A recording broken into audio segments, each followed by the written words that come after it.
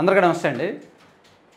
మన రాష్ట్రానికి అంటే దురదృష్టవశాత్తు నాకు తెలిసి అంటే ఇతర రాష్ట్రాల్లో మీడియా ఎలా ఉందో నాకు తెలియదు కానీ మన రాష్ట్రంలో చూస్తే మాత్రం మీడియా చాలా వరస్ట్గా ఉంది. ఏ పక్షాన్నైనా ఏ పార్టీ మీడియాలో అయినా సరే నిజాలనేవి మర్చిపోయి వాళ్ళ వ్యక్తిగత స్వతంత్ర భావాలకు వాళ్ళ పార్టీల కోసమో కులాల కోసమో ప్రయోజనాల కోసం వార్తలు చెప్పడం ఎక్కువైపోయింది. అయితే ఎవడి అభిప్రాయం వాడికి ఉంటుంది. జర్నలిస్ట్గా ఉన్నప్పుడు ఎవరి అభిప్రాయం వాళ్ళకు ఉండొచ్చు. కానీ మరీ అబద్ధాలను మరీ నీచంగా రుద్దేసి ప్రజలదే తప్పు అనేటట్టు మాట్లాడితే కొంచెం ఇబ్బందికరంగా ఉంటుంది. నేను మన మేధావి జర్నలిస్ట్ గారిని పదే కౌంటర్ ఇవ్వదలుచుకోను. కౌంటర్లు ఇంతకుముందు ఇవ్వాలనుకున్నా ఇచ్చేవాడిని. ఇస్తే వ్యూస్ కూడా ఎక్కువ వస్తున్నాయి. కానీ ఎందుకులే ఆయన పని ఆయనది మన పని మనదే, ఆయన గురించి మనం ఎందుకు వీడియోస్ చేయడం అనుకుంటా. కానీ ఈ మధ్య ఆయన పదే మరీ దారుణమైన వీడియోస్ చేస్తున్నాడు. అసలు జగన్మోహన్ రెడ్డి గారు అధికారంలోకి వచ్చాక ఒక్క మద్య నిషేధం తప్ప మిగిలినవన్నీ కూడా అమలు చేశాడంట. ఆయన మద్య నిషేధం హామీ ఒక్కటే అమలు చేయలేదు, మిగిలినవన్నీ కూడా అమలు చేశారు. ప్రతిపక్ష మీడియా అనవసరంగా ఆయన మీద బురద చల్లుతున్నారు అనేటట్టు వీడియో చేశాడు. సో దాని మీద రిపీటెడ్గా చేస్తున్నాడు. అలాగే మెగా డిఎస్సి గురించి దీని గురించి అది అవసరం లేదు అనేటట్టు మాట్లాడుతున్నాడు. సో అది చూసిన తర్వాత మన ఫాలోవర్స్ సబ్స్క్రైబర్స్ చాలామంది కామెంట్ చేశారు, నాకు పర్సనల్గా కూడా చెప్పారు. సో అందుకే దాని మీద నేను వీడియో చేయదలుచుకున్నాను. అంటే ఆయన కోసమే ప్రత్యేకంగా నిజంగా జగన్మోహన్ రెడ్డి గారు ఇచ్చిన మాటలు ఏమిటి, చేసింది ఏమిటి, నాట్ ఓన్లీ ఈ మద్య నిషేధం ఒక్కటే కాదు. సరే మద్య నిషేధం ఆయన చెప్పారు, మద్య నిషేధం మాట తప్పారు, అది వాస్తవం కదా. మరి మెగా డిఎస్సి ఇస్తామన్నారు కదా, ఇవ్వలేదు కదా. మెగా డిఎస్సి ఇవ్వలేదు కదా. మెగా డిఎస్సి కోసం దాదాపుగా 10 లక్షల మంది వెయిట్ చేస్తున్నారు. 10 లక్షల మంది యువత వెయిట్ చేస్తున్నారు రాష్ట్రంలో. వాళ్ళకి ఏం సమాధానం చెప్తారు? అలాగే 25 లక్షల ఇల్లు నిర్మిస్తామన్నారు కదా. 25 లక్షల ఇల్లు పూర్తయ్యాయా? 25 లక్షల ఇల్లు పూర్తయ్యాయా ఎక్కడైనా? గృహప్రవేశాలు అయితే మొన్న 5 లక్షలు 5.5 లక్షలు చేయించారు. మేబీ మ్యాక్సిమం 10 లక్షలు అవుతాయి, అంతకన్నా ఎక్కువ అవ్వవు. మరి 25 లక్షల ఇల్లు ఎక్కడ పూర్తయ్యాయి? పూర్తి అవ్వలేదు కదా. అలాగే మేనిఫెస్టోలో పెట్టని అంశాలు కూడా చాలా ఉన్నాయి. ఈ వీటితో పాటు రాజధాని విషయంలో వైసీపీ నాయకులు పదే ఏం చెప్పారు? ఇదిగో పక్కనే ఇల్లు కట్టుకుంటున్నారు, పక్కనే రాజధానిలోనే ఇల్లు కట్టుకుంటున్నారు జగన్మోహన్ రెడ్డి గారు, వాళ్ళకైతే సొంత ఇల్లు కూడా లేవు, కానీ జగన్ గారు ఇక్కడే ఇల్లు కట్టుకుంటున్నారు. సో రాజధాని మార్చరు అన్నారు కదా. కానీ రాజధాని మార్చారు కదా. రాజధాని విషయంలో అటు మార్పు జరగలేదు, కొత్త రాజధాని రాలేదు, పాతది మార్చలేదు, పాతది కొనసాగించలేదు, విశాఖపట్నంలోనూ రాజధాని కట్టలేదు, ఏమీ చేయలే, అది అలా ఉండిపోయింది. సో రాజధాని లేని రాష్ట్రంగా మిగిలిపోయింది. అలాగే పోలవరం ప్రాజెక్ట్ని 2021కి పూర్తి చేస్తామన్నారు కదా. 2021కి పూర్తి చేస్తామన్నారుగా. ఇది 2023, 2024 కూడా వచ్చేస్తుంది, కానీ పోలవరం పూర్తి అవ్వలేదు కదా. సో ఇది కూడా ఒక హామీనే.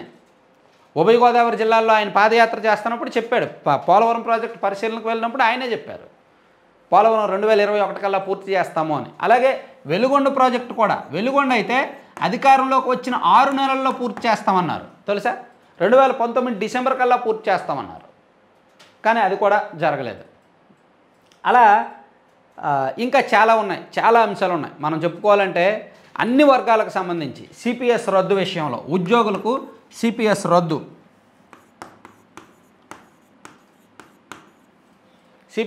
చేస్తామన్నారు కదా. ఏం చేశారు? ఒక రకంగా డాబా ఇళ్లలో అద్దెకు ఉంటున్న ఉద్యోగులను తీసుకెళ్ళి పూరుగుడిసెల్లో అద్దెకు ఉండేలా మార్చేశారు. పాపం వాళ్ళకి డిఏలు పెండింగ్ ఉన్నాయి. ఇన్ని డిఏలు, 6 డిఏలో 7 డిఏలో ఇంతకుముందు ఎప్పుడు చరిత్రలో పెండింగ్ లేవు, కానీ ఇప్పుడు పెండింగ్ ఉన్నాయి. గత ప్రభుత్వం కూడా పెండింగ్ పెట్టింది, కానీ ఈ ప్రభుత్వం ఇంకా ఎక్కువ పెండింగ్ పెడుతుంది. అరియర్స్ క్లియర్ చేయట్లా, వాళ్ళ ఈపీఎఫ్ ఖాతాల్లో డబ్బులు లేవు. సో ఉద్యోగులను ఒక రకంగా నోరు విప్పలేకపోతున్నారు. ఉద్యోగులు నోరు విప్పితే గతంలో ఏదైనా ప్రభుత్వం చిన్న మిస్టేక్ చేసిన ఉద్యోగుల విషయంలో చిన్న తప్పు చేసినా వెంటనే రోడ్డు ఎక్కేవాళ్ళు. ఇప్పుడు రోడ్డు కూడా ఎక్కలేని పరిస్థితి. వాళ్ళకి జీతాలు ఎప్పుడు వస్తాయో ఎప్పుడు రావో తెలియదు, వాళ్ళ ఖాతాల్లో డబ్బులు ఉంటాయో లేదో కూడా తెలియదు, అలా పరిస్థితి వచ్చిందనమాట.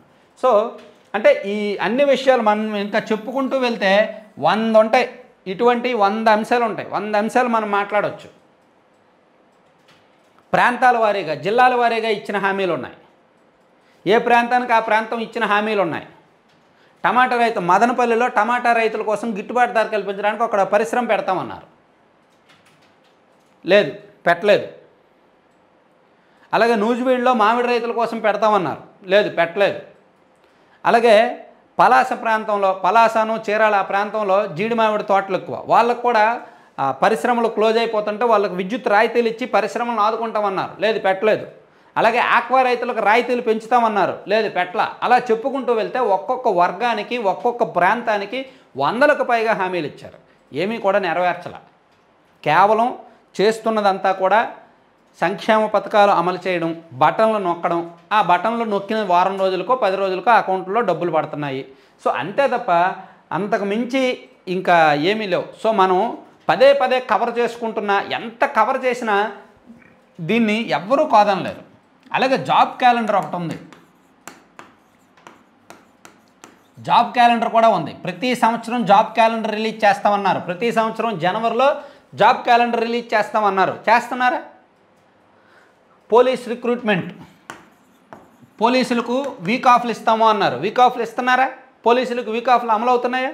సో ఇవన్నీ కూడా జగన్మోహన్ రెడ్డి గారు ఇచ్చిన మాటలే, ఎవరో సృష్టించినవి కాదు, ఆయన నోటితో ఆయన చెప్పిన మాటలే. సో మేధావి జర్నలిస్ట్ గారికి ఇవన్నీ తెలియక కాదు, ఆయనకు తెలుసు. ఆయన చెప్పలేరు, తెలిసినా చాలా చెప్పలేరు. ఎందుకు చెప్పలేరంటే ఒకరి కింద మనం పనిచేస్తున్నప్పుడు వాళ్ళకి బానిసలుగా ఉండాల్సిందే. ఒకరి కింద పనిచేస్తున్నప్పుడు స్వేచ్ఛగా చెప్పలేం, బానిసలుగా ఉండాలి.